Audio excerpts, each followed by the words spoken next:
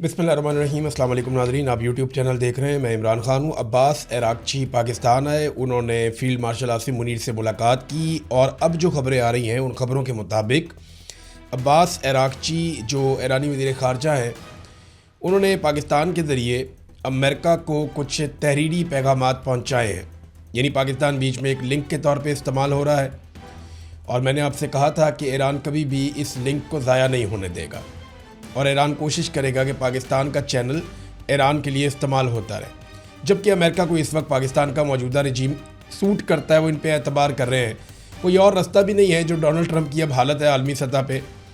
तो सादी बात यह है कि अब्बास अरागची ने ईरानी पैगामात पहुँचाएँ। ये पैगामात हैं क्या? मैंने आपको पहले भी बताया था कि अब बिलवास्ता मुज़ाकरात होंगे अमेरिका के ईरान के साथ। उसकी कुछ रीज़न हैं कि अमेरिकन जब ईरानियों के साथ बैठे तो उन्हें आइडिया हो गया कि ये मैदान जंग में जितने टफ़ हैं उससे बहुत ज़्यादा टफ़ ये टेबल के ऊपर है और टेबल में इनके साथ बैठने से उनका कद बड़ा होता है ईरानियों का और अमेरिकन के लिए मुश्किलात पैदा होती हैं। तो इसलिए अब देखें ना, पाकिस्तान सालसी करवा रहा है, अमेरिकन बैठे हुए हैं, ईरानी बैठे हुए हैं, फिर ईरानी पूरी तैयारी करके आते हैं तो वो चीज़ें फिर एक्सपोज होती हैं। बहरहाल ईरान ने अपनी जो रेड लाइन्स हैं या जिन्हें सुर्ख लकीर कहते हैं कि इन चीज़ों से मुताल्लिक हम कोई कंप्रोमाइज़ नहीं कर सकते, वो जो उनकी हदूद हैं कि यहाँ तक ईरान फ्लेक्सिबल हो सकता है, इससे ज़्यादा नहीं हो सकता। मैंने आपको बताया था कि ईरान कभी भी अपनी यूरेनियम इस बात के ऊपर शायद आमादा ना हो कि वो अपनी यूरेनियम अमेरिका को दे दे कि आप ले जाएं उधर न्यूयॉर्क में, वाशिंगटन डीसी में, वहाँ ले जाके आप रखें और दुनिया को दिखाएं कि ये यूरेनियम वॉर ट्रॉफ़ी के तौर पर हम ईरान से उठा कर ले आएँ। तो ईरान की हत्तुल इम्कान कोशिश होगी कि ऐसा कुछ ना हो। ईरान के अंदर उस यूरेनियम के साथ क्या किया जा सकता है, उसके मल्टीपल सलूशन हो सकते हैं, वो डिस्कस भी हो रहे हैं। बहुत सारी खबरें आपके सामने आ भी चुकी हैं। लेकिन ये है कि यूरेनियम के हवाले से जो एक रेड लाइन है वो भी ईरान ने अमेरिका को बता दी है पाकिस्तान के ज़रिए। और आबने हुर्मुज़ के मुतालिक ईरान किस किस्म का सलूशन चाहता है, ये बात भी अमेरिका तक पहुँचाई गई है। देखें, जिस वक्त पाकिस्तान में अभी अरागची आए थे चंद दिन पहले, तो तब ज़्यादा बात आबने हुर्मुज़ पे हुई थी और फिर अरागची फौरी तौर पे ओमान गए क्योंकि ओमान इसमें एक पार्टनर है। मैंने उस दिन आपको मैप दिखाया था कि आबने हुर्मुज़ के दोनों तरफ ईरान और ओमान है, कोई तीसरा मुल्क नहीं है। तो ये दोनों मुल्क आबने हुर्मुज़ को अपनी मलकियत समझते हैं और जो भी फ़ैसला ईरान ने करना है वो ओमान के साथ मिलकर करना है। और ओमान की राय भी जो है वो बाकी दुनिया से मुख्तलिफ है आबने हुर्मुज़ को या ये जो ईरान के ऊपर अटैक हुआ इसराइल का, अमेरिका का, इन चीज़ों को लेकर। अब वो ओमान जाते हैं, वहाँ पे जाके ओमान के बादशाह उनसे मुलाकात करते हैं। उन्होंने बड़ी ज़बरदस्त पोजीशन ले रखी है इस वक्त रीजन में।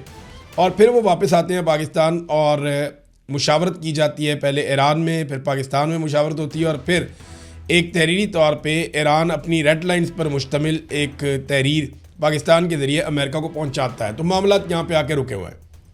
अब देखना यह है कि अमेरिका उसके ऊपर रद्दअमल क्या देता है।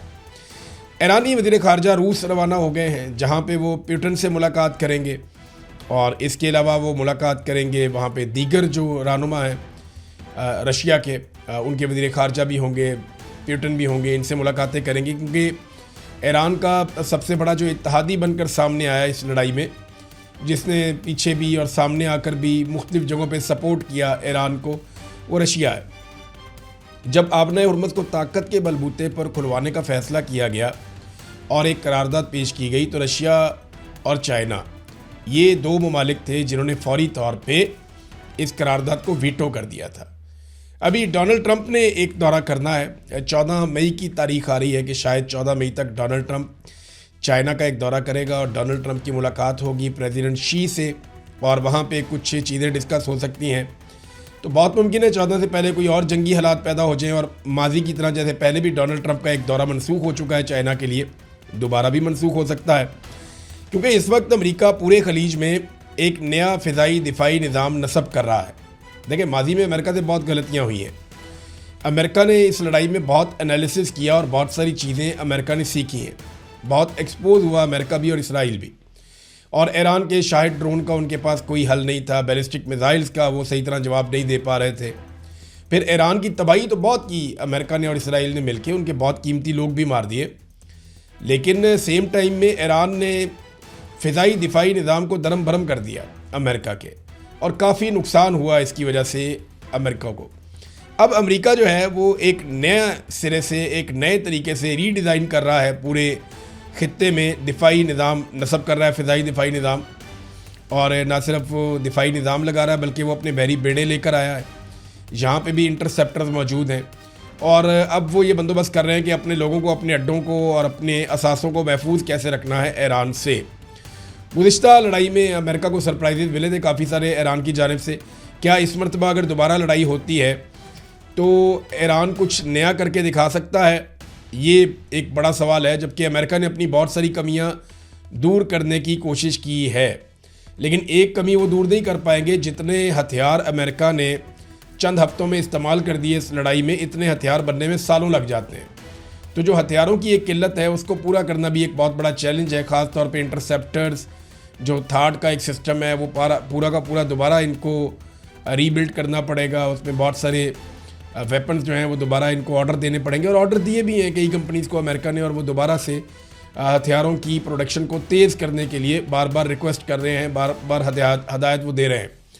अब साथ में जो उनके एक टॉमाहॉक मिसाइल सिस्टम है अमेरिका के, वो भी काफ़ी उनकी मिकदार में कमी आई है। लगभग 45 से 50% अमेरिका ने इस्तेमाल किए अपने ज़ख़ीरे में से, और दुनिया के मुख्तलिफ ममालिक से वो उठाकर अपना दिफाई साजो सामान वो पहुँचा रहा है खलीज में। तो यहाँ तैयारियाँ भी हो रही हैं। इसराइल ने एक बड़ी खबर ये आई है, और ये एक इंकशाफ की तरह एक खबर आई मार्केट में और हर तरफ फैल गई, कि इसराइल के और यूएई के ताल्लुकात कितने करीब हो चुके हैं। कि इसराइल ने बड़ी खामोशी के साथ आयरन डोम का जो अपना सिस्टम है वो यूएई में नस्ब किया है, और बल्कि उनकी टीमें भी वहाँ भिजवाई गई, और आयरन डोम का सिस्टम यूएई के लिए बड़ा इफ़ेक्टिवली काम कर रहा है। देखिए, मैं आपको एक चीज़ बताऊँ, हमें ना जितना मर्ज़ी कोई ईरान के बारे में दावे करें कि बहुत बड़ी तबाही फेर दी ईरान ने, वो बात सच है कि ईरान ने इसराइल का ये दावा ख़त्म कर दिया कि परिंदा भी पर नहीं मार सकता। तो उन्होंने मिसाइल फेंके हैं इसराइली सरजमीन पे, बिल्डिंग्स तबाह की हैं, नुकसान पहुंचाया है, इसराइली मारे गए हैं, और उनका फ़ौजी नुकसान भी हुआ है। लेकिन ये बात एक सच है कि ईरान की जानिब से आने वाले ज़्यादातर मिसाइलों को इसराइल ने रोक लिया था। उनका जो आयरन डोम का सिस्टम है वो एक्सपोज ज़रूर हुआ है, लेकिन उसने बहुत सारे हमलों को, और बल्कि मैं ये कहूँगा कि ज़्यादातर हमलों को आयरन डोम के सिस्टम ने नाकाम बनाया। जितना हैवी अटैक यूएई के ऊपर आया है, और बार बार आया, यूएई की गवर्नमेंट बार बार ये कहती है, अगर वहाँ पे इंटरसेप्टर्स ना होते और फ़िज़ाई दिफाई निज़ाम ना होता तो यूएई के अंदर भी काफ़ी बड़ी तबाही हो सकती थी, बहुत ज़्यादा बड़े पैमाने पे तबाही हो सकती थी।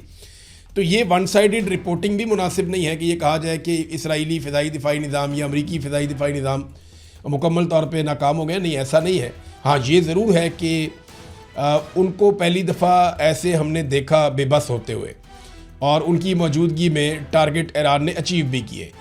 अब तक के लिए इतने, अपना ख्याल रखिएगा, अपने इस चैनल का भी। अल्लाह हाफ़िज़।